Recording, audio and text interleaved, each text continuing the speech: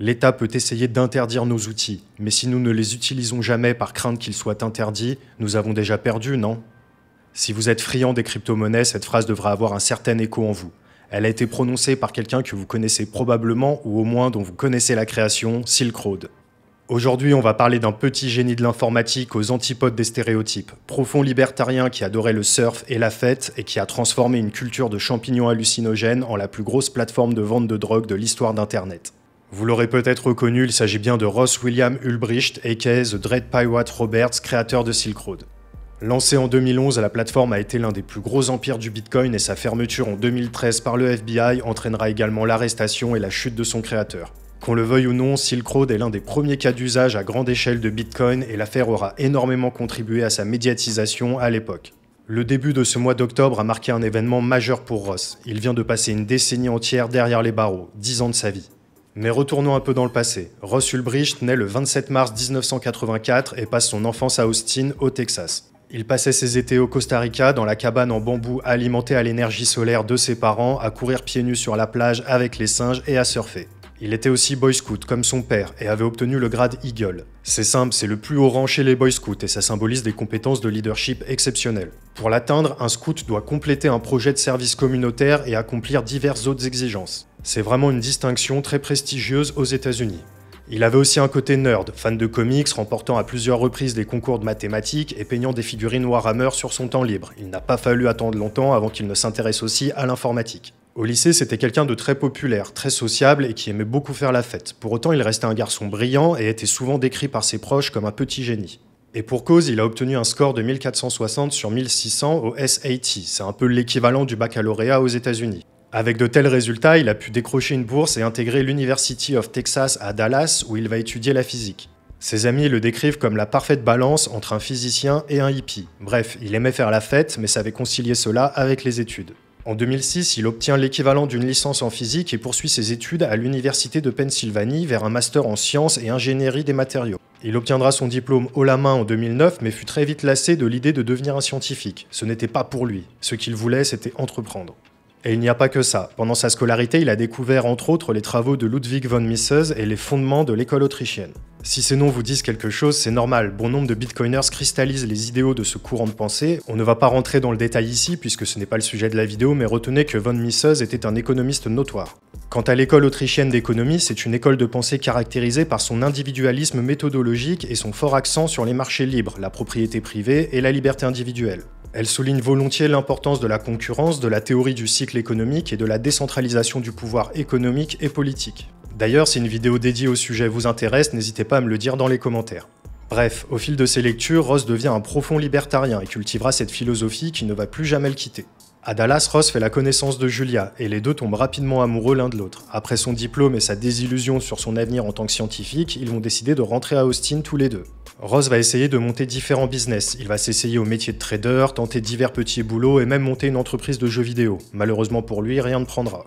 En 2010, son voisin de palier et ami, Denis Palmertree, lui propose de se joindre à lui pour travailler sur Good Wagon Books, un business dont le but était de récupérer des livres d'occasion et de les revendre sur des plateformes en ligne comme Amazon. Ross a mis sur pied le site Good Wagon, a appris à gérer des stocks et a développé un script permettant de définir les prix de revente des livres en fonction de leurs notes sur Amazon. Il continuera un temps à travailler sur ce projet et même en parallèle de Silk Road. La charge de travail deviendra vite insoutenable et il ne se consacrera plus qu'à l'un des deux. Vous avez deviné lequel. En parallèle, il écrit dans son journal qu'il déteste travailler pour quelqu'un d'autre et que l'idée d'échanger son temps contre de l'argent sans investir dans lui-même le révulse. Et dans le même temps, sa relation avec Julia évoluait et cette dernière se trouvait être l'une des seules personnes à avoir eu vent de l'idée de Silk Road par Ross lui-même. Elle dira que celui-ci est venu la trouver en lui parlant de la route de la soie, à quel point ça constituait un immense réseau, que c'est ce qu'il voulait créer. Malheureusement, l'idylle ne durera pas. Le fait que ce dernier passe l'intégralité de son temps devant son ordinateur ne convenait plus à Julia et ils finirent par se séparer. Cela a beaucoup affecté Ross et il avouera qu'à cette période, ses émotions étaient sans dessus-dessous et qu'il avait beaucoup travaillé sur lui-même pour que tout cela aille mieux. Il n'a d'ailleurs jamais perdu contact avec Julia. L'idée de Silk Road mûrissait depuis longtemps. Son rêve était de créer un site web où tout le monde pourrait acheter n'importe quoi de manière anonyme avec aucun moyen de remonter jusqu'à eux. Avec son bagage en informatique, la technique, il l'avait. Les ingrédients seraient simples, Tor et Bitcoin. Tor est un réseau décentralisé conçu pour protéger la confidentialité et l'anonymat des utilisateurs en acheminant leur trafic internet via un réseau de serveurs relais. Il lui fallait maintenant le business model, et il a finalement eu l'idée, l'étincelle qui allait déclencher la flamme. Pour que les gens s'intéressent au site, il décide de faire pousser et de vendre des champignons hallucinogènes. Oui, vous avez bien entendu, Silk Road, le plus gros site de vente sur le dark web, démarre par une histoire de champignons. Il fera pousser plusieurs kilos de champignons hallucinogènes de haute qualité à l'abri de regard et mettra le site en ligne en février 2011. Il annoncera tout ça sur le célèbre forum Bitcoin Talk, le même site qui a servi de canal de communication à Satoshi Nakamoto dans les premiers balbutiements de l'histoire du Bitcoin. Très vite, Ross a ses premières commandes et vendra plusieurs kilos de ses champignons en quelques mois et finira même par écouler tout son stock. Celui qui se fera appeler par la suite The Dread Pirate Roberts, inspiré du nom d'un personnage d'une comédie romantique américaine des années 80, faisait naître l'Amazone de la drogue. Tout ça vit le jour d'un savant mélange d'idéal libertarien et de frustration entre le monde que voulait Ross et celui dans lequel il vivait. Dans le même temps, un utilisateur ayant pour pseudo Altoid parcourait les forums pour parler de ce nouveau site où l'on pouvait acheter de la drogue par internet. Il publie également sur Bitcoin Talk plusieurs messages demandant de l'aide pour bien configurer son nœud Bitcoin ou encore pour recruter un développeur. Vous l'aurez peut-être deviné, ce pseudonyme est évidemment celui de Ross Ulbricht. C'est Gary Alford, un agent du fisc américain qui réussira à remonter sa trace et qui va contribuer à son arrestation, mais pas si vite, on garde ça pour une prochaine vidéo. Il se permettait même de demander des conseils aux gens sur les moyens d'améliorer son site. Un système de réputation des vendeurs est mis en place pour éviter les arnaques, un peu comme sur eBay par exemple. Certains vendeurs de drogue envoient même des échantillons à de potentiels évaluateurs, le tout par la poste avec une fausse adresse de retour et camouflée dans divers objets comme des boîtes de DVD ou des baumes à lèvres par exemple. Silk Road grossissait et prenait de l'importance. Dans les premiers mois de l'existence du site, Ross gérait les fonds de chaque commande à la main. Les transactions étaient envoyées sur son client Bitcoin local et il effectuait chaque ajustement par lui-même. Entre ça, les réponses aux messages, la programmation du site, autant vous dire que ces journées étaient bien chargées. Un hacker a même trouvé des failles importantes dans le code de Silk Road et on a discuté avec Ross, qualifiant ça de pur amateurisme. Et Ross le savait, c'est pour ça qu'il a continué à travailler jour et nuit sur le code du site dans le but de proposer une mise à jour dans les mois à venir. Mise à jour qui devait lui permettre de ne plus avoir à gérer lui-même les transactions. Le jour fatidique de la mise à jour arriva. Ross prenait son courage à deux mains et lançait l'update. Il finit par y arriver et ça avait l'air de fonctionner. Il venait de se décharger de la corvée de gestion des transactions. Je dis bien ça avait l'air car en fait tout le code était vérolé et il perdait des centaines de dollars chaque heure qui passait. En reprenant le code de zéro, il réussit finalement à stopper l'hémorragie, problème résolu. Le processeur de transaction fonctionnait bien et faisait finalement le travail à sa place. En 2012, Silk Road prospérait, le nombre d'acheteurs, de vendeurs et d'objets listés ne faisait qu'augmenter. On trouvait littéralement de tout sur Silk Road. Enfin tout, pas exactement. Il fallait que les produits listés sur le site soient en adéquation avec la philosophie libertarienne de Ross, c'est-à-dire qu'ils n'aient pas été obtenus en faisant du mal à autrui.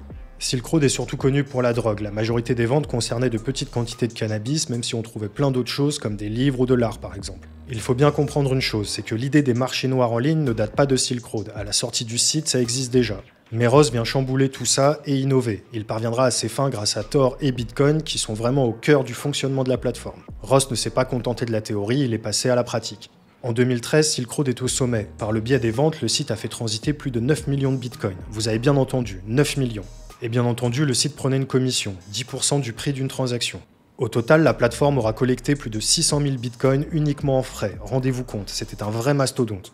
À l'époque, le prix du Bitcoin était d'environ 100 $. Ça représente donc un volume de transactions de plus d'1 milliard de dollars sur 3 ans pour un total de 80 millions de dollars de frais collectés. Au cours actuel, ces frais représentent environ 15 milliards de dollars. C'est colossal. En tout, le site aura mis en relation près de 150 000 acheteurs et 4 000 vendeurs à travers le monde, avec plus de 13 000 produits listés. Évidemment, ces chiffres et les activités illégales du site finiront par attirer les regards des autorités, et notamment du FBI. Vous vous en doutez, ça ne pouvait pas bien finir, et il fallait découvrir qui était derrière le site. Il fallait faire s'écrouler ce nouvel empire de la drogue, il fallait fermer Silk Road.